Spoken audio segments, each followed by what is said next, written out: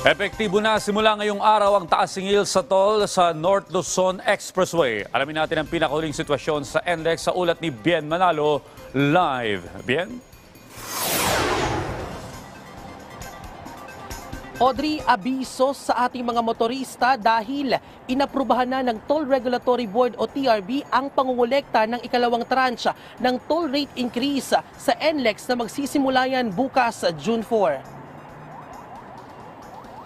Sa bagong toll matrix na inilabas para sa mga motorista na babiyahe sa loob ng open system, karagdagang 5 piso para sa Class 1 vehicles, umentong 14 na piso para sa Class 2 vehicles at dagdag na 17 pesos sa Class 3 vehicles. Para naman sa mga babiyahe sa loob ng closed system, karagdagang 21 pesos sa Class 1 vehicles sa mga biyaheng North Marilao papuntang Santa Ines. 54 pesos para sa Class 2 vehicles at 65 pesos na dagdag sa Class 3 vehicles. Para naman sa mga biyaheng Subic patungong Tipo, umentong 2 piso sa Class 1 vehicles, 7 pesos para sa Class 2 vehicles at 8 pesos sa Class 3 vehicles.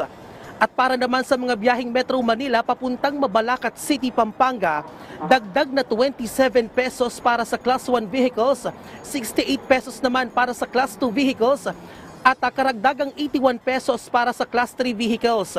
Matatanda ang inaprubahan ng TRB ang first tranche ng toll adjustment sa NLEX Mayo noong nakaraang taon. Bukod sa NLEX, nauna nang inaprubahan ng TRB ang toll hikes sa Muntinlupa-Cavite Expressway kamakailan.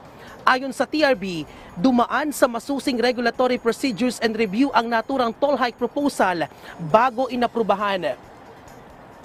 Audrey, exempted naman sa naturang toll adjustment ang mga sasakyan na may kargang agricultural products. Samantala, Audrey, ang naturang toll adjustment ay malaki ang may tutulong sa pamunuan ng NLEX para maipagpatuloy ang paghahatid ng dekalidad na serbisyo para sa ating mga motorista.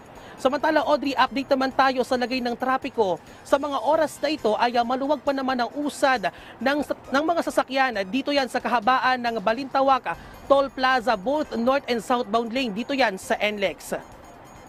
At ayan muna ang update. Balik sa iyo, Audrey. Maraming salamat, Bien Manalo.